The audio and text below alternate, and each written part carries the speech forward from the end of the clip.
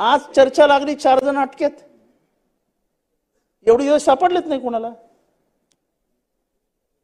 Police 2 दिवस त्या गावामध्ये चक्कर मारत होते त्या सगळ्यांना घेऊन. आणि ह्याच्यामध्ये 100% पोलिसांचा सहभाग आहे. संतोष देशमुखला मार्क आउट केला गेला. संतोष देशमुख हा देखील फिरताना धस साहेब पुढे गेले.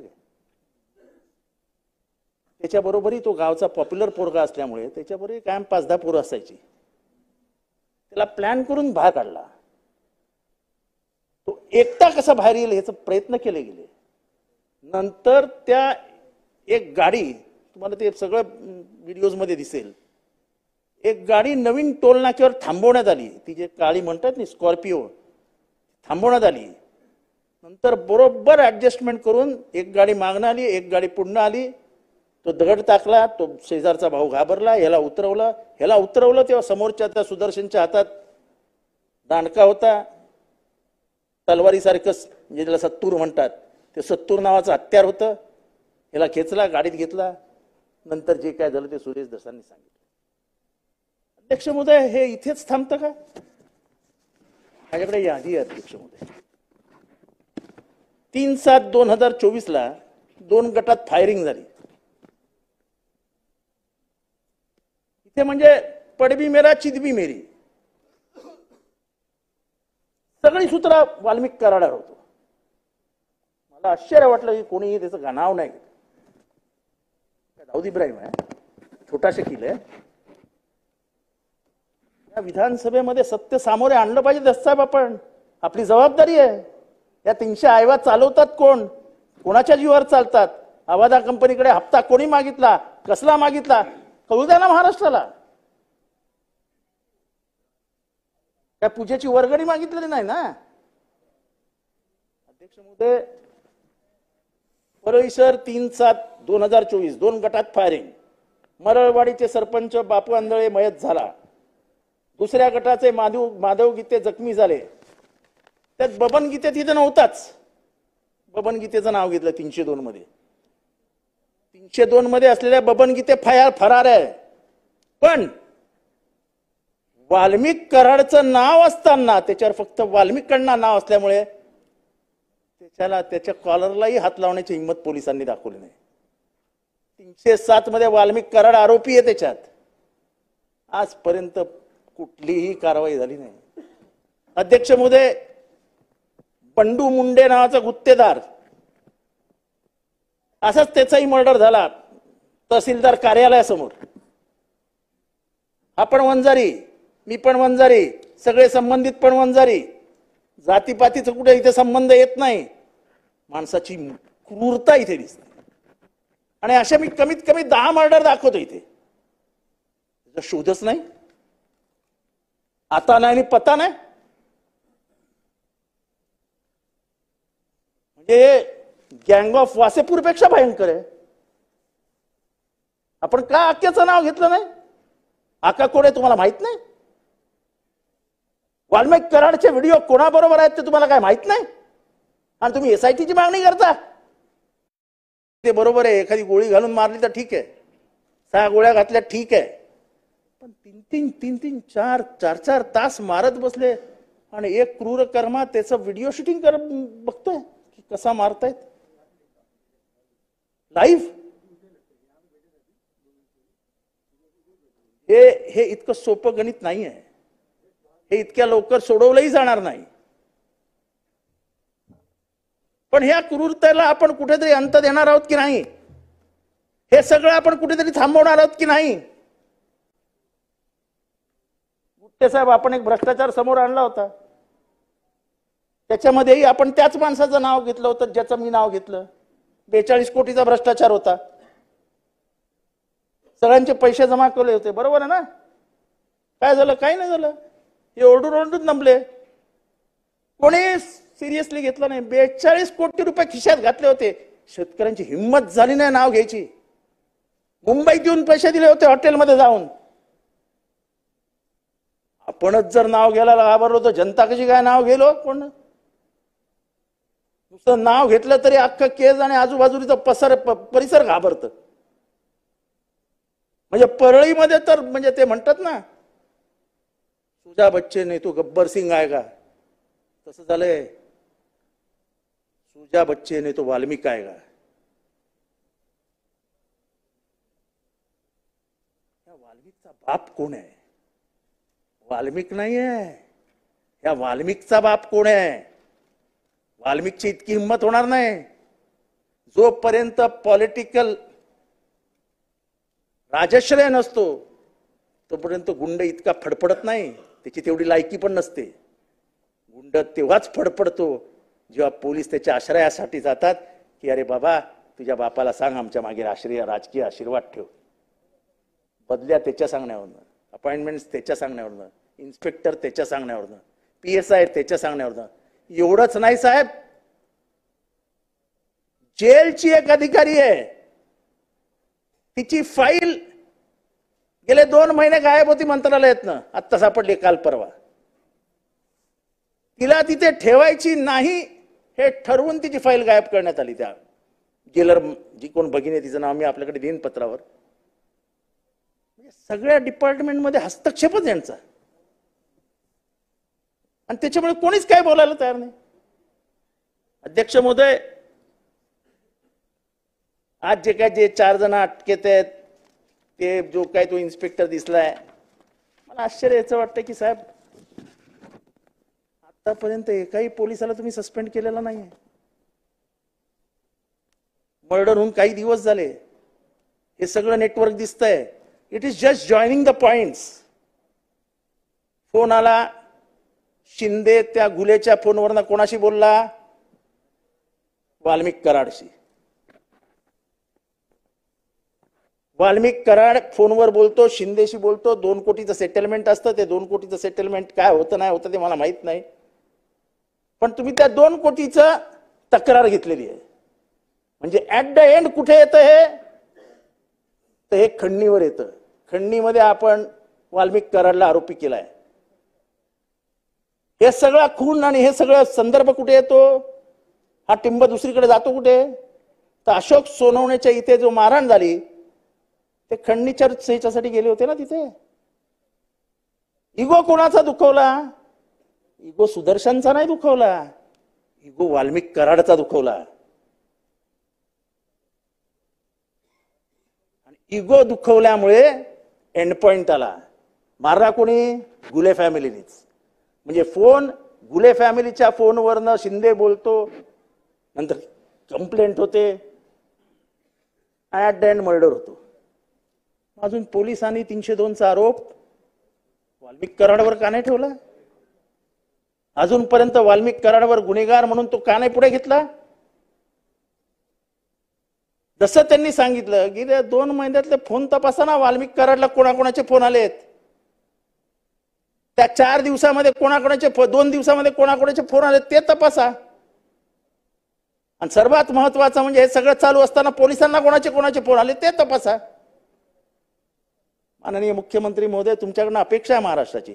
महाराष्ट्राची अशी हत्या, पॉलिटिकल हत्या, मला नाही वाटत, मी 35-40 वर्ष महाराष्ट्राचं राजकारण बघतोय, पण कुठल्याही जिल्ह्यामध्ये इतकी क्रूर आणि घाणेरडी हत्या, पॉलिटिकल हत्या मला नाही आठवत कुठेतरी झाली असेल.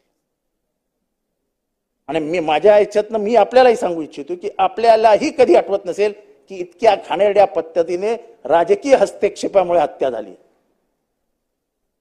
आणि हे आम्ही बोलत असतो तर ठीक आहे, तुमच्याच पक्षातले 2-2 आमदार बोलतायत आणि अगदी बिचारे भावनाविवश होऊन बोलत होते की साहेब आम्हाला ह्याच्यातनं सोडवा, आमची बदनामी होते, लोक आम्हाला प्रश्न विचारतायत. पक्षीय हे बाजूला ठेवूया, पण महाराष्ट्राचं सुसंस्कृत राजकारण जे आपण पहिल्या भाषणात सांगितलं की आपल्यातला संवाद संपलाय. साहेब, लोकांमधला संवाद संपेल, लोक बोलणं बंद करून टाकतील, लोक बोलायचे थांबतील. तेव्हा माझी अपेक्षा आहे की आपण शांतपणाने शून्य नजरेत बघून काहीतरी विचार करतायत असं मला वाटतंय. नाही, तेच म्हणजे तुम्ही विचार करताय काहीतरी, पण साहेब गांभीर्याने. असं आहे, आका कोण आहे आपल्याला माहिती आहे, हे सगळं कोण करतं हे पण मला माहिती आहे. तोच जर आपला सहकारी असेल तर कुठल्या चौकशी अपेक्षा करता हो तुम्ही? काय चौकशी होणार आहे? त्याच्याकडनं चौकशीची अपेक्षा करतो का कुठल्या तर अधिकाऱ्याच्या, तुमच्या बाजूला बसलेल्या सहकार्याच्या? साहेब, खरं महाराष्ट्रावरच्या मातीवर तुमचं प्रेम असेल तर संतोष देशमुखच्या दोन्ही पोरांची शपथ आहे तुम्हाला, त्या माणसाला मंत्रिमंडळातनं बाहेर काढा आणि बघा चौकशी कशी होते ते. त्या रिटायर्ड जज चौकशीसाठी बघा चौकशी कशी होते ते. साहेब, असं नाही चालणार हो. एक बाई विधवा झाली, एक आपली बहीण, लाडकी बहीण, तिचं कुंकू पुसलं गेलंय, तिची 2 मुलं, जर ते लातूरला अभ्यास करत असतील तर चांगला पैसा लागत असेल बिचारांना शिकायला. मुख्यमंत्री महोदय, बाकी कोणाकडनंही नाही, तुमच्याकडनं ही अपेक्षा आहे. आम्हाला वाटलं होतं की हे मर्डर झाल्यानंतर आपल्या मंत्रिमंडळात नावं बघताना की काहीतरी वेगळा बदल दिसेल, दिसला नाही मुख्यमंत्री महोदय. वाईट वाटलं. मुख्यमंत्री महोदय, कमीत कमी ही विनंती मान्य करा, SIT BIT सब झूठ है.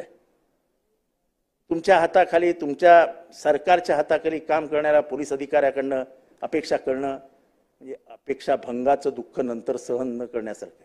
त्यापेक्षा अपेक्षा न केलेली बरं. ह्या प्रकरणामध्ये जर महाराष्ट्राला दाखवायचं असेल की राजकीय गुन्हेगारी करण्याला देवेंद्र फडणवीसच्या दारात स्थान नाही, तर तुम्ही सर रिटायर्ड जज, हायकोर्ट जज बसवा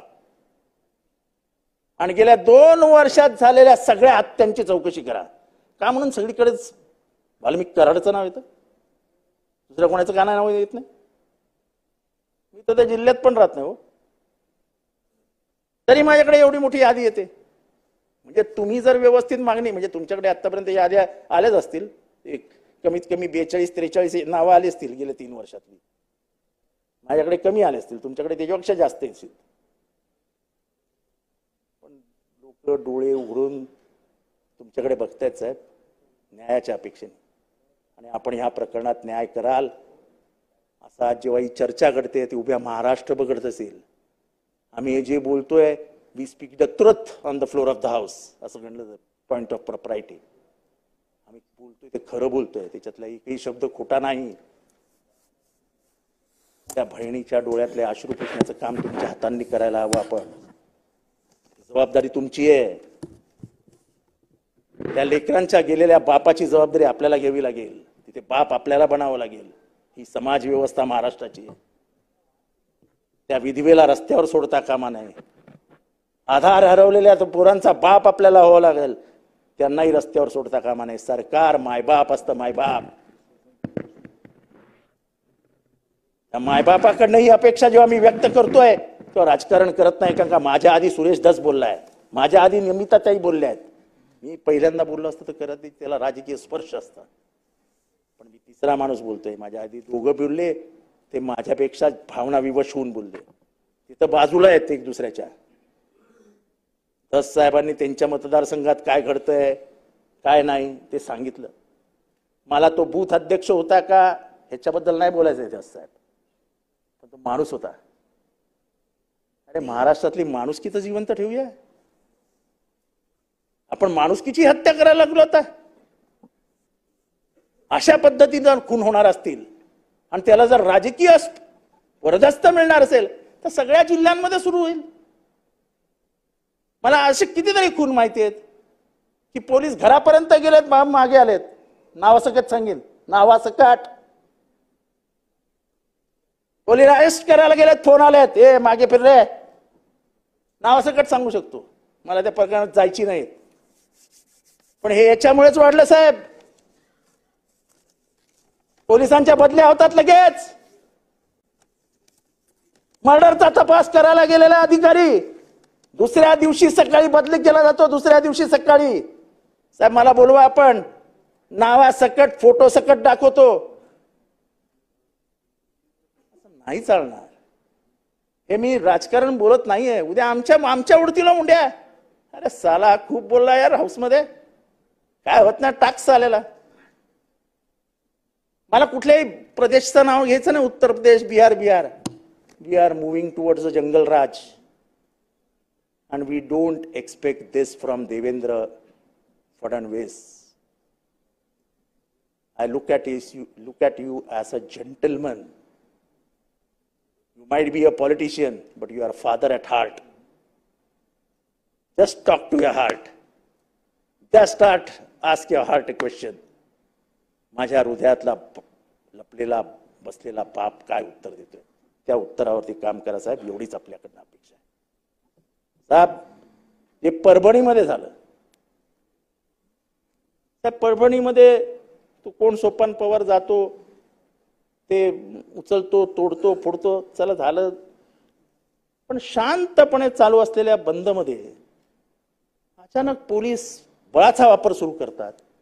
मी आपल्याला व्हिडिओ दाखवतो, म्हणजे एखादा दांडका तोडायला अंगावरती, शिंदे साहेबांना माहिती आहे किती वेळ लागतो पोलिसांचा दांडका तुटायला, कमीत कमी 2-4 फटके तरी लागतात तुटायला.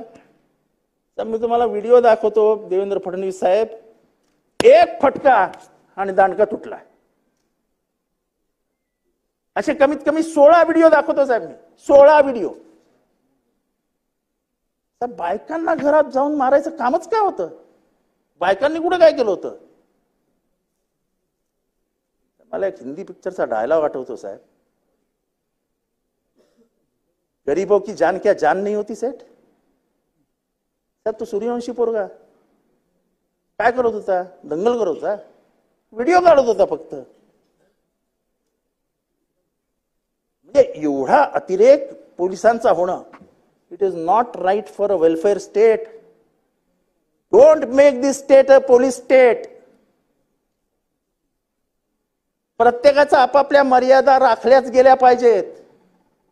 राज्य जर आपण पोलिसांच्या हातात दिलं तर उद्याही आपलं ते ऐकेनासे होतील. मी जेव्हा 26/11चा दंगा झाला, 26/11चं जे काय झालं, फायरिंग वगैरे जे झालं, आणि जेव्हा याच सभागृहामध्ये हसन गफूर यांच्यावर आरोप होत होते की तुम्ही काहीच केलं नाही, तेव्हा साहेब मी बोललेला माझं रेकॉर्ड काढा की पोलीस हे अतिरेक्यांशी भांडण्यासाठी, लढण्यासाठी नाही आहेत, ते फक्त लॉ अँड ऑर्डर मेंटेन करण्यासाठी आहेत. You don't expect them to fight with terrorist. उद्या जर पोलिसांनी ठरवलं गोळ्या घालायच्या तर आपल्यातला एकही मोर्चा टिकणार नाही, आपल्यातलं एकही आंदोलन टिकणार नाही. पोलिसांनी फक्त लाठ्याकाठ्यांचा वापर करावा आणि कायदा आणि सुव्यवस्था मेंटेन करावी. गोळ्या घालण्याचं काम हे मिलिटरीचं आहे. या 26 तारखेच्या ह्याच्यात हसन गफूरवर आरोप होत होते तेव्हा मी एक समोरच्या सत्ताधारी बाकावरनं बोलत होतो. त्या पोलिसांच्या मर्यादा आहेत त्या बाळगायला हव्यात. पोलिसांनी इतकं क्रूरतेने वागावं ह्याची चौकशी व्हायला हवी. पोस्टमार्टम रिपोर्ट आमचा नाही ना साहेब, पोस्टमार्टम रिपोर्ट सिव्हिल सर्जनचा आहे. सिव्हिल सर्जन म्हणतो multiple injuries and a shock death. Printed report आहे साहेब. मल्टिपल इंजुरीज झाल्या कशा? कुठे बाहेर मारला असेल, कसा बाहेर मारणार? मग मर्डर आहे, मग कोणी केला? इतक्या सहजासहजी जर आपण मृत्यू घेणार असू आणि मृत्यूची किंमतच ओळखणार नसू तर जीवनालाच अर्थ नाही. Life has a price, it is priceless. त्यामुळे साहेब दोन्ही गुन्हे जे आहेत, दोन्ही प्रकरण आहेत, गंभीर आहेत. आंबेडकरांच्या पुतळ्याला काही झालं म्हणून रस्त्यावर आलेला एक समाज आहे, तो फक्त कुठल्या जातीचा नाही साहेब. आंबेडकर कुठल्या जातीचे नव्हते, आंबेडकर सगळ्यांचेच मायबाप होते. इथल्या न्याय व्यवस्थेवर प्रेम असणाऱ्या, इथल्या संविधानावर प्रेम असलेले लोक जर रस्त्यावर उतरले असतील आणि त्यांच्यावर इतका मारहाण करून एका विशिष्ट वर्गावरती आपण जात असू तर आपल्यामध्ये एवढा जातीद्वेष का निर्माण होतोय?